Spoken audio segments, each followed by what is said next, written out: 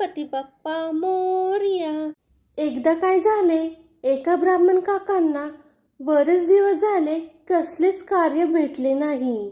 त्यावेळी रस्त्याने जाताना त्यांना सावकाराचा मुलगा दिसला. ब्राह्मण काकांनी जरा विचार केला आणि ते म्हणाले, सखाराम, ए सखाराम, आज तुझे वडील मला स्वप्नात दिसले. सखारामने उत्सुकतेने विचारले, काय म्हणत होते ते?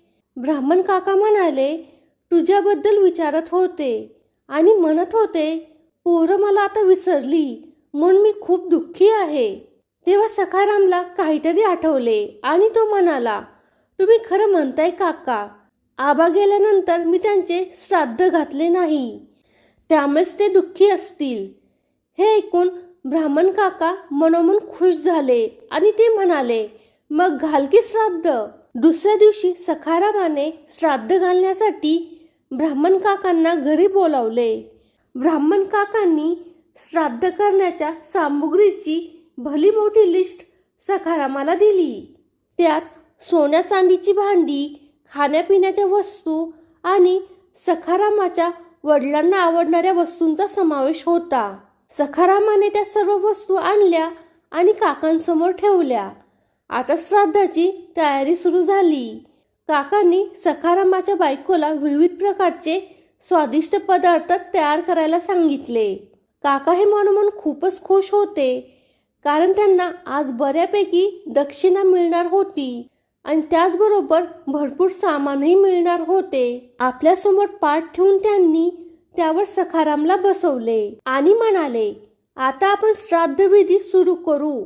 पण एक गोष्ट लक्षात ठेव, मी जे म्हणेल, जे मी सांगेल तेच तुला करायचे आहे. सखाराम म्हणाला, हो काका, आणि श्राद्धविधी सुरू झाला. काका पाण्याकडे इशारा करत सखारामाला म्हणाले, आचमनात पाणी घ्या आणि पहिले आचमन करा.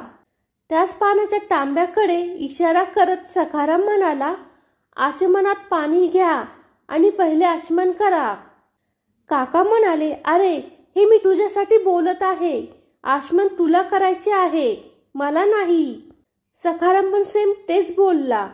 आता काका वैतागून मोठ्याने म्हणाले, अरे मूर्खा, मी तुला म्हणत आहे, श्राद्ध तुझ्या बापाचे आहे, माझ्या नाही.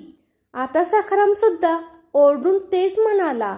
आता काकांना जरा राग आला आणि सखारामाला हात दाखवत ते म्हणाले, तुला थोबाडीत मारल्याशिवाय अक्कल येणार नाही. आता सखारामाने सुद्धा आपला हात दाखवला आणि तो म्हणाला, तुला थोबाडीत मारल्याशिवाय अक्कल येणार नाही. आता ब्राह्मण काकांचे डोकेच फिरले.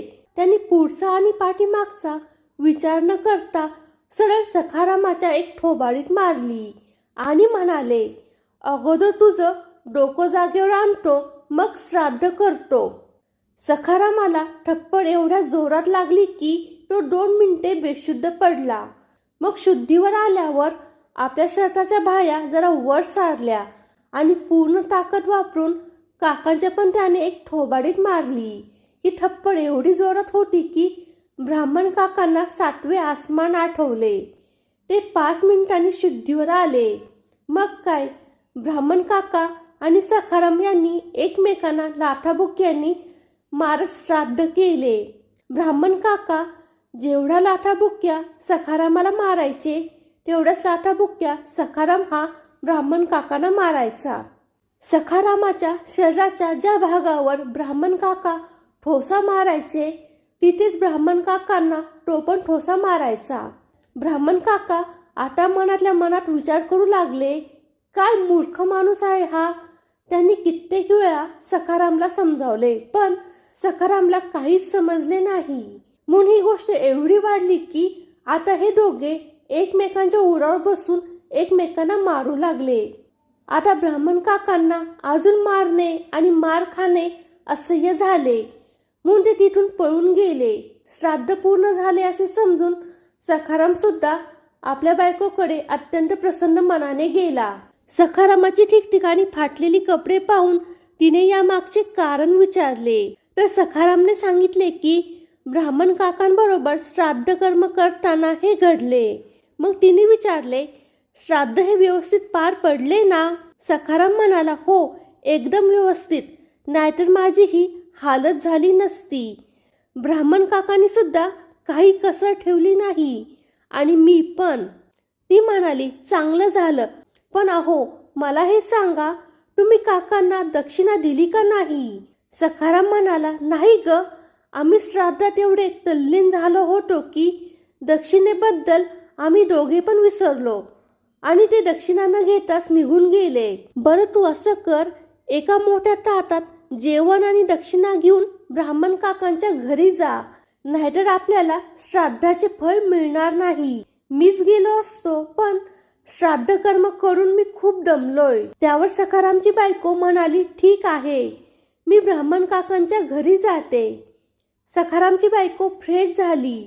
खूप सारे मिष्टान्न एका मोठ्या ताटात ठेवून आणि कमरेला पैशाची छोटी थैली अडकून ती ब्राह्मण काकांच्या घरी निघाली. इकडे ब्राह्मण काकांची बायको सुद्धा ब्राह्मण काका यांची वाट पाहत बसली होती. आज खूप साऱ्या मिठाया खायला मिळतील म्हणून ती खूपच खुश होती. पण ब्राह्मण काकांची हालत बघून तिला धक्काच बसला आणि त्यांच्या तोंडातून सारी हकीकत कळाल्यावर ती सुद्धा रागाने लाल बुंद झाली. ब्राह्मण काकांचा राग पण शांत झाला नव्हता आणि अशातच सखारामची बायको तिथे आली.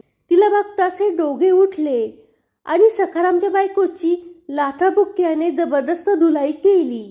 ती बिचारी गुपचूप मार खात राहिली आणि विचार करू लागली, कदाचित श्राद्धाची दक्षिणा अशीच घेत असतील. खूप धुलाई झाल्यानंतर ती ब्राह्मण काकांच्या घरातून पळाली आणि परत आपल्या घरी आली. तेव्हा सखारामने तिला विचारले की दिली का दक्षिणा? तर ती म्हणाली, श्राद्ध कर्म करणे सोपे आहे, पण दक्षिणा देणे खूपच अवघड काम आहे. तुम्ही दक्षिणा द्यायला गेले असता तर कळाले असते दक्षिणा कशी दिली जाती.